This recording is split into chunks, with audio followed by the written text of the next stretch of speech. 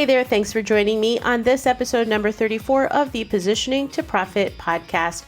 My guest today, Lynda Sunshine West, who is the founder of Women Action Takers Mastermind and an accountability coach.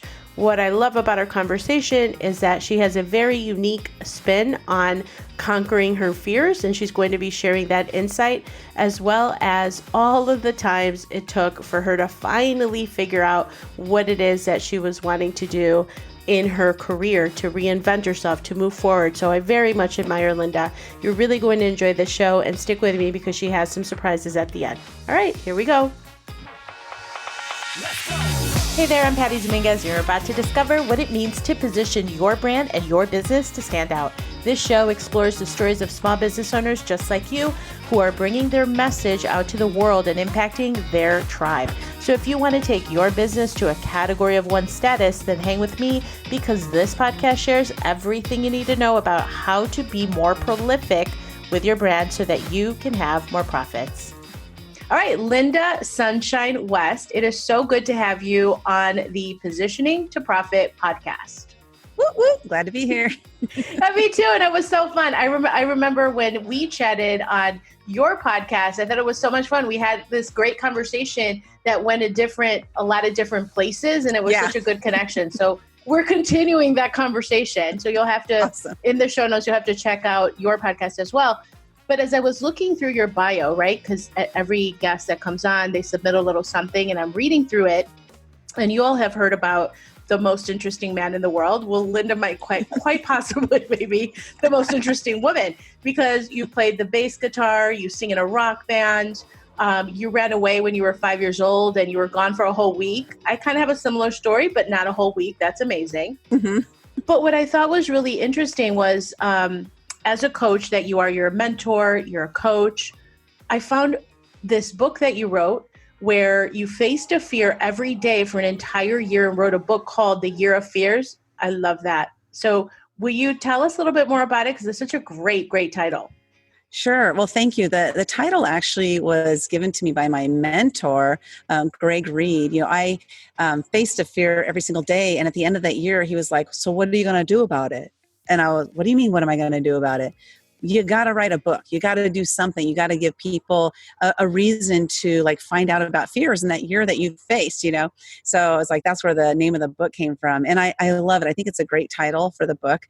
So what happened was in 2014, I hired a life coach because I was 51 years old and I was going through life thinking, there's got to be more to life. Asking myself that proverbial question, why am I here? Why is this planet even here? What's my purpose while I'm here? And I really felt like I had no value on this planet because I was working in the legal field, just pushing papers back and forth. That's how I interpreted my job, right?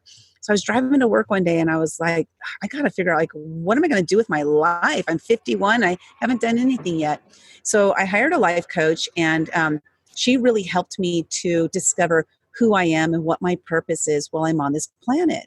Well, during my 5 months of working with her, I learned so much about who I am, that I actually do have value, what my value is, and how I can apply it while I'm here living my life on purpose rather than living on accident like I had the previous 51 years.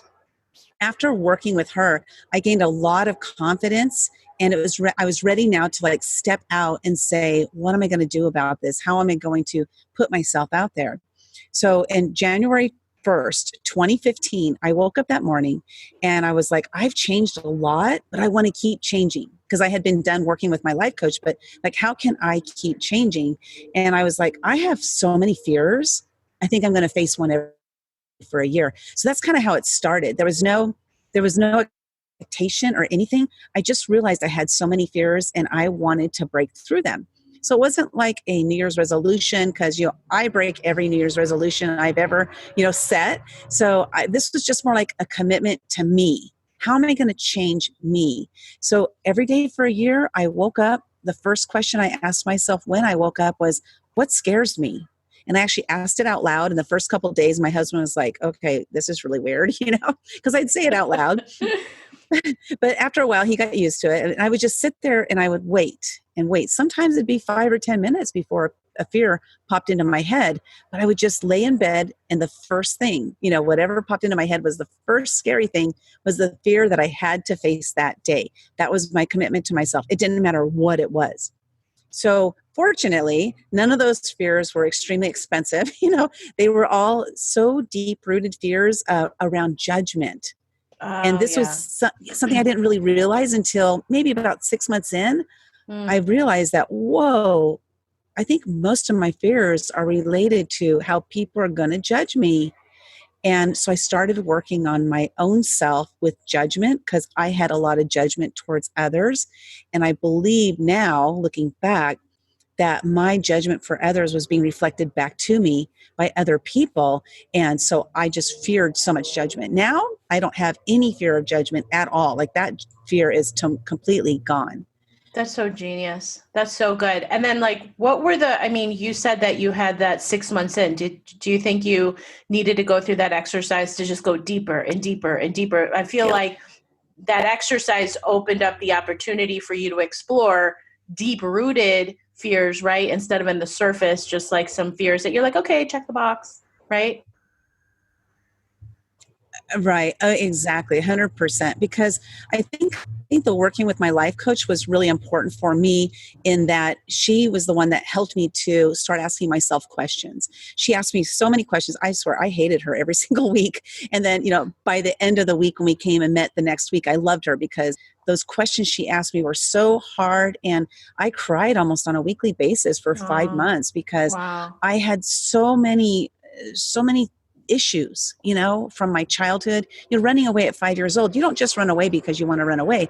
There was something going on in my family that, that caused me to be like, I'm out of here, at 5 years old. And I literally just packed up and moved to the neighbor's house. But for all intents and purposes, I was gone and I was going to be gone forever. And the only reason I was gone for a week is because my mom knew where I was and she had me come back home. But what happened was during this year of fears, one of the discoveries that I also made is that the fears that I had, most of them stemmed from that childhood up to age 5. And I was really strong and brave to run away. But what happened was when my mom brought me back home after being gone for a week, I came back home with my tail between my legs, with my head tilted down below. Like I didn't want to be seen or heard. I had so much fear from my dad. My dad was very abusive. And I didn't want to say anything because what if I said something and somebody got hurt? I didn't want to laugh out loud because what if I laughed out loud and somebody got hurt? I am a singer. I didn't want to sing when my dad was around because what if he gets mad and he flies off the handle and somebody gets hurt? Right. So a lot of my fears were based on that childhood experience. And so I bring this up because I look back and I'm like, whoa, look how strong and brave I was to run away.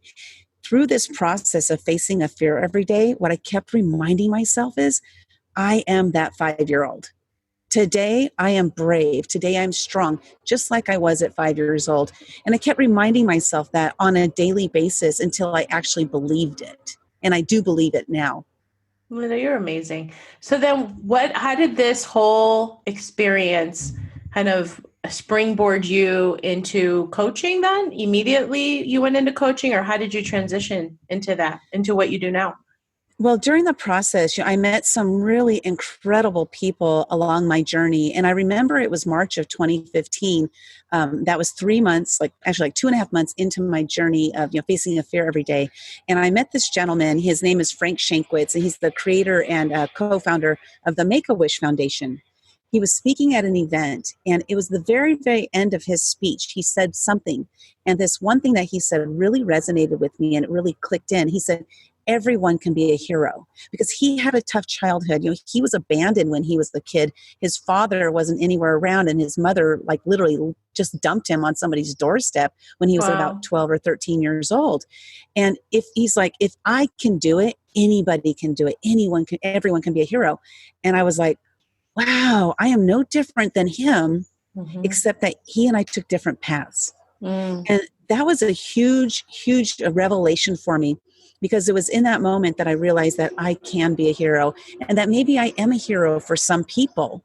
You don't have to be a hero for everybody. You don't have to like save the world to be a hero, but you can be a hero in somebody's life, maybe by some phrase that you said, maybe by some look that you gave them that really changed their life. So I've heard stories of people not committing suicide because somebody actually talked to them that day. Yes, So that's right. you can really be a hero in ways that we don't even know. But that was the reason I mentioned that is because that was really a big turning point for me, even though I had gone through a lot of personal development, with my life coach and then facing a fear every day. That moment was very pivotal for me. And that was the moment that I realized that all of the education that I have, all of the learning that I have, all of the life experiences that I have, that I can actually help people. And that was when I started moving more towards mentorship myself. Like I'm a great mentor. I like to say I'm not really a coach, but I'm more of a mentor because I like to tell you what to do, Mm-hmm. because coaches like ask you a lot of questions. I'm more like, this is what you should do, kind of thing. Yeah. So then from a positioning standpoint, I mean, you were working in an office in the legal field, and you had all these experiences and whatnot. Did you wanted to, like, what did you go through to kind of carve out your niche, right? Realizing that all of these things that had happened in your childhood was leading you to this divine assignment, right? Whatever you want to call it. How did you focus in and create women action takers? Was it right from the get-go, or did you kind of migrate into that discovery? Oh my God. I had to do a lot of diving, deep diving and migrating, as you said. So at the very beginning, because of my childhood, I grew up as a people pleaser. I wanted to make sure that everybody was content, everybody was happy, even sometimes to my detriment. And because I was a people pleaser, when I first left my corporate job, which was November of 2014, when I left that corporate job, I leaped out and I was like, I'm going to help everybody. I'm going to save the world, because I just wanted to help everybody. So it took quite a bit of time, a couple of years, maybe 3 to 4 years of really honing in on who do I really serve best. And to tell you the truth, I used to be scared of women. I grew up with boys were my friends. I played football, I played baseball. I didn't play girls softball, I played baseball, and I played soccer and I played all these different sports, and I was a tree climber. So boys were really the people that I was more used to hanging out with. And so when I got into engineering field, I worked in the engineering field and I worked in the legal field, and those are predominantly male environments. Yes. So I was very comfortable around men, but most of the women that I worked with were backstabbers. So I had this affinity to women. I was like, I don't want to talk to women. I don't want to work with women, but I guess I should allow them to be around because, I want to help people. Right. So what I discovered though was I started attending I joined like a co-working space for women. And what I found was those entrepreneurial women were extremely supportive, were extremely uplifting, really wanted to see me benefit and wanted to see me grow. And that was when I started thinking, wow, maybe I can actually work with women. And that was I was like 4.5 years ago. And as I went on, I started whittling away, and I finally realized that women, that is who I need to be working with, because the bravery that I've gained through all the experiences I've gone through the last, several years, that I can easily help them break through their fears. And that's one of the things I do really well. And so I niched down to women. And I remember the first time I was like, women only, I felt really weird in my stomach, because it felt kind of odd. Yeah, because I felt like I was being exclusionary, and I'm more like, I'm into inclusion. But I realized that's really who I help the best, and that's who needs my support the most. Okay, we're about halfway through with this episode, but I wanted to make sure that you knew about my new Positioning to Profit quiz so that you can discover how to use the key pillars of positioning to give yourself the ultimate edge for your business. It's an assessment, personalized plan of action to overcome these roadblocks that are keeping you from even more profit. So head on over to positioningquiz.com. All right, let's continue with the show. So what gap do you fill for women entrepreneurs, in your opinion? I would say that it really is that fear factor. Like one of my clients, Amanda, she's an amazing person, she's a bookkeeper. She has a bookkeeping business. And I was like, Amanda, you're not charging enough. And she's like, well, I don't want to ask for more.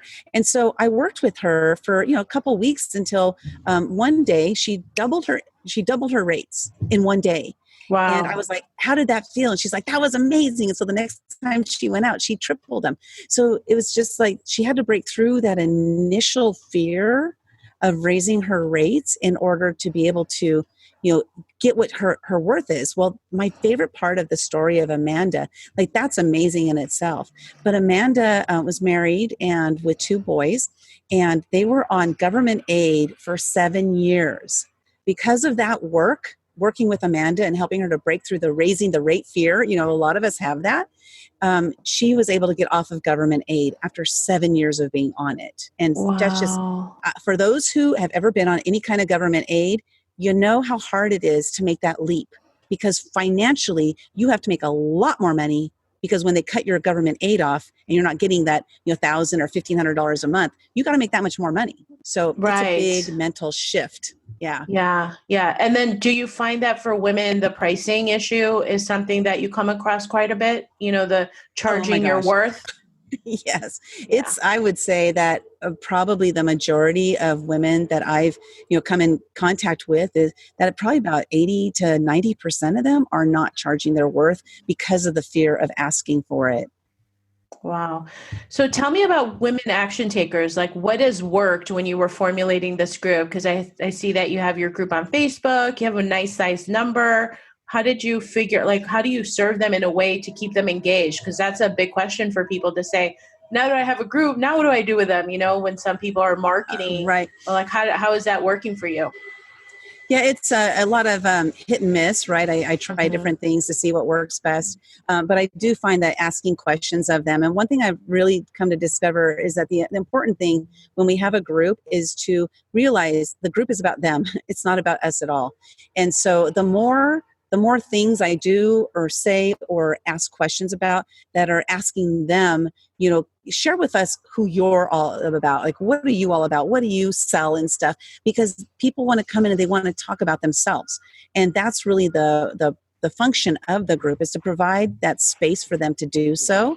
And what's cool is that, I have an online program. It's a Women Action Takers Mastermind Accountability Program. So I offer another level. So for those who want to get more like one-on-one experience with me or group experience with me, where they're actually being able to, mastermind and get accountability, like I'm hands-on accountability. It's a crazy, crazy program, but there's an option for them to jump into the Mastermind Accountability Program as well. And so how has the whole competitive set, so just from a positioning standpoint, how have you fared? And I hate to say against your competition, but do you have any competitive threats that you've recognized, and if so, how do you offset that? I love this question. And the reason I love this question is because, I talk about abundance. A lot of us in the coaching realm, talk about abundance, but there are a lot of people who are talking about it, but not actually living in it. Mm-hmm. And I actually tested myself on this about 2 weeks ago, and it's like, am I really living in abundance? I'm starting this program where I'm having experts come in and help me out with my mastermind. And somebody asked me, they said, well, are you going to allow your group members to work with us individually? And first I had a little bit of like a twinge in my stomach, like I don't want them to, because I want to keep them to myself. And I immediately like, wait a minute, that is not an abundance mindset. So what I realized is that if, like, say for example, you and I do the same exact thing, but you can provide more value to the client and they see that you can provide more value, I want them to work with you, because I want ultimately what's best for the person who is hiring us. And that to me is a true abundant mindset. I want what's best for the client, because it's going to ripple around to me. Eventually it will. Like, I refer people out to people all the time because I'm not the best resource for them, but I always want to make sure that they get what's best for them at that time in their life. And eventually maybe I'll be the right one for them. Right. So competition it's a tough word for me, because I don't really believe in competition. Mm-hmm. I believe in collaboration and cooperation, and we can all work together. And when you get a cohesive team of people who are providing different values for your clients, then you're doing them the most service you possibly can in one place. Yeah, that's so smart. So what do you do to build Crave? So I have this thing in my positioning format where I talk about, okay, you want your ideal customers, ideal clients to crave more from you, to ask you organically, what's next, Lynda? How do I engage with you further? How do you build that into your marketing, and how do you create that crave factor? Well, that's something I'm actually in the process of doing right now. So that's a great question. I myself, one thing I've discovered is, first of all, I'm not good at everything, right? I'm not great at everything, but there are some things that I'm absolutely amazing at. But the things that I'm not great at, I hire out. And so I think that's really important piece right there, is that what I realized in the last 5 years is that I'm not the one who creates the clickable content, the content that people are like, I got to get in there, right? I write great stories and I write a great that people are engaged or they get to know me, but I'm not the one who's writing the clickable content. So I've actually just recently hired out a content writer to help me with all of that. But how are we doing that is, just constantly, at the end or throughout the writings, is to make sure that the people can see the value in it and they can connect with us, because that connection piece, I think, is the most important. Because if I'm selling the same thing as somebody else, why would somebody buy from me? Well, they're going to buy from me because they resonate with me, because maybe I have the same core beliefs that they have. And for me, integrity is so important. And again, this abundance mindset falls into integrity, because I want to make sure that everybody's receiving the best value that they possibly can. So I think it's just, our words and our phrases and our way that we communicate and the connections that we make. If somebody ran away at age 5, then they're going to connect with me, right? But if they didn't, they might not get that. Like if they had a happy childhood, they might not connect with me, but they would connect with somebody else who does. So it's really, I believe it's our connection points that keeps people coming back. I love that. So what are you building for women action takers this year? How are you expanding your reach? Oh my gosh, this is so exciting, because I actually went to bed. It was about 3 weeks ago. I went to bed and I said, how am I going to expand women action takers? And I woke up with the answer, and the answer was to, build out my team leaders. So I'm building out a leadership team right now. And the leaders are, sorry for that airplane flying overhead. Okay. But the leaders are, various women that are experts in their field of expertise. So what I'm doing is, with the Women Action Takers, the Mastermind Accountability Program, I'm growing this into a 24-hour-a-day, 7-day-a-week program where at any time of the day or night, you can hop on and join into a mastermind that's going on at that time. And I had this vision because I, like a lot of people I know, am still awake at 2 or 3 in the morning sometimes, trying to just plug away and get my business going. I don't know where to go, where to turn to have that camaraderie. And so, because there's like nothing out there. So I'm creating it myself, and I'm super excited about it. Oh, that's so smart. That's so smart. And so how are you getting out there and creating awareness for that? What's working in terms of promotional activity for you? Well, the main thing I'm doing is I have my book, The Year of Fears, right? And so with The Year of Fears, with The Year of Fears, there's a free download for anybody who's listening. So you can just go to theyieroffears.com. And this is a way for you to get to know who I am. And maybe there's something in my book that will change your life. For example, there was this one woman, I attended this event and I didn't know her. And she was running from across the room and she was like, Lynda Sunshine, Lynda Sunshine. She's like running over to me. And I'm like, oh my God, who is this crazy lady? And she said, I bought your book. My daughter told me I needed to buy your book, and because I had so many fears, and I read the first 14 pages and I already broke through 5 fears.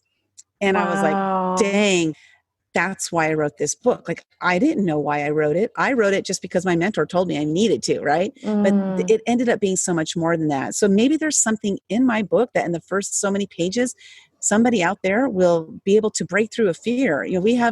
Everybody has fear. I even interviewed a gentleman that has an IQ of 197.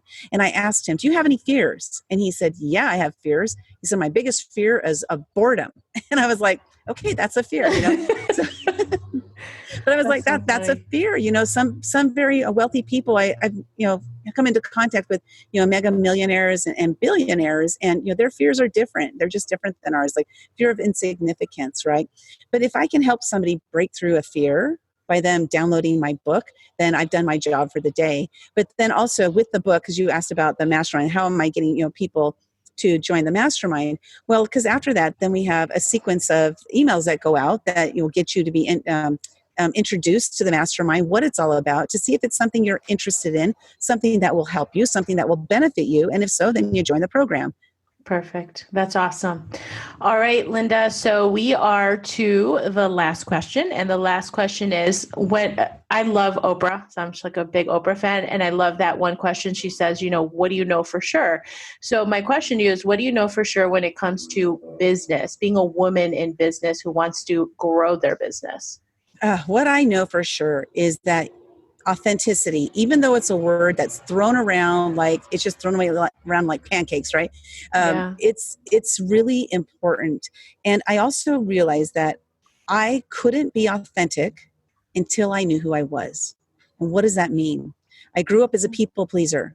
If you liked it, I liked it. If you loved it, I loved it. If you hated it, I hated it.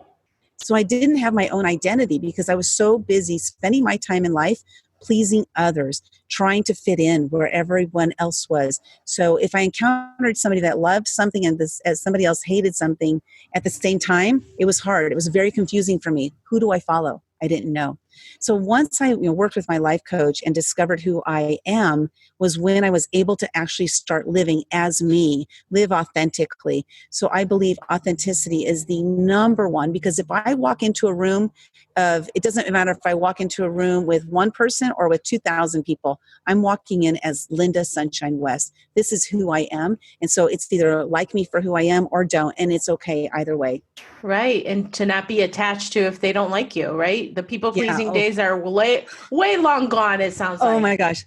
Yes. Thank goodness. Because that was tough. Those were tough times, I can totally appreciate that. I went through that and it's so funny how the universe, God, whatever you believe in is going to always kind of give you these little taps or smack you into place, but you got to learn the lessons, And when you learn the lessons is when you can progress. So I think that's sensational. All right. Well, You're so kind and gracious to offer your amazing book to our listeners. What is the best way that somebody could take advantage of that? Just go to theyearoffears.com and download your free copy. Excellent. So theyearoffears.com, and then all of Lynda Sunshine West's handles, social media, how to get in touch with her, how to find out more about women action takers if this resonates with you. She's so fantastic. Will be in the show notes of the Positioning to Profit podcast page designated for you, Lynda. So thank you so much for being on the show. Thank you for having me. I really enjoyed it. And go out there and face the fear every day. Nobody's taken me up on that challenge, by the way, yet. I don't know about every day, but I definitely come across those kind of clash moments. So I'm like, okay. And then now I'm going to be thinking of you. I'm like, what would Lynda do? She would tell me to go for it, So absolutely. Yes. Thank you. Thank you so much for checking out the Positioning to Profit podcast. If you haven't already done so, please make sure to hit that subscribe button so you don't miss any new episodes. And also, it would mean the world to me if you would take a quick moment to leave a rating and review on iTunes, Stitcher, SoundCloud, or your favorite podcast player. It really helps to get the word out about the podcast and, of course, the featured guests. And lastly, please make sure to connect with me on social media.